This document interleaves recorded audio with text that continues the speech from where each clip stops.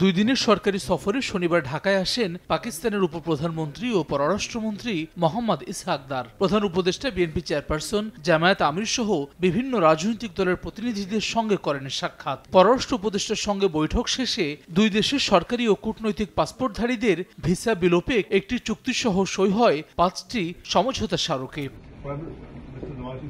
পররাষ্ট্রমন্ত্রী পর্যায়ের বৈঠক শেষে সাংবাদিকদের প্রশ্নের জবাবে দেশটির উপপ্রধানমন্ত্রী দাবি করেন ৭১ ইস্যুর ২ দফায় সমাধান করেছে পাকিস্তান, যদিও এ বক্তব্য নাকচ করেছে বাংলাদেশ। দুই দেশের সম্পর্ক এগিয়ে নিতে অমীমাংসিত বিষয়গুলোকে সমাধানের ব্যাপারে উভয়ে সম্মত বলেও জানান পররাষ্ট্র উপদেষ্টা। 1974 first time that issue was resolved in writing. The document is historic and is available to both countries. আমি অবশ্যই একমত হলে তো সমস্যাটা সমাধান হয়ে যেত তাহলে তাদের মতো করে। সাবেক কূটনীতিক সাকিব আলী মনে করেন আনুষ্ঠানিক ক্ষমা না চাইলে পাকিস্তানকে বন্ধু রাষ্ট্র ভাবার সুযোগ নেই, এজন্য সম্পর্ক উন্নয়নে ধীরগতির পক্ষে তিনি। পাকিস্তান বন্ধু রাষ্ট্র তার মানে হচ্ছে যে আপনি ৭১কে একদম পুরোপুরি ভুলে যাচ্ছেন। খোলা মনে যদি কথা না বলে আপনি যদি না বলেন যে আমি ক্ষমা চাচ্ছি, তখন আমরা মনে করি যে এই ক্ষমা চাওয়াটা আসলে আন্তরিক নয়। স্বাভাবিকীকরণের ব্যাপারে আমি একটু সময় নিতে চাই, নানান দিক দেখে আমরা আস্তে আস্তে এটাতে এগোতে চাই। আন্তর্জাতিক সম্পর্ক বিশ্লেষক অধ্যাপক ইমতিয়াজ আহমেদ বলছেন,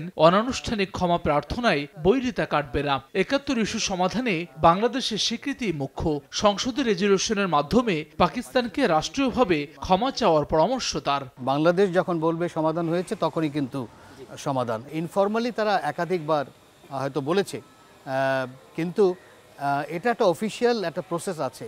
আমার মনে হয় সবচেয়ে ভালো হয় যখন সামিট হয়, সামিট হওয়ার পরে কিন্তু সবসময় একটা ডিক্লারেশন থাকে দুই দেশে, ওই ডিক্লারেশনে একটা ক্লজ থাকলে কিন্তু জিনিসটা আমি মনে করি সমাধান হয়ে যায়। আরেকটা হতে পারে, সেটা হলো পার্লামেন্টে তারা যদি একটা রেজলিউশন নেয়, সেটাও কিন্তু হতে পারে।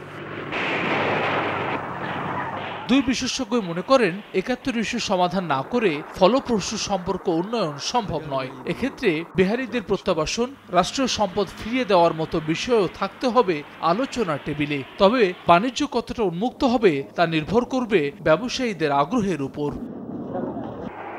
হাসান ওয়ালি, সময় সংবাদ, ঢাকা।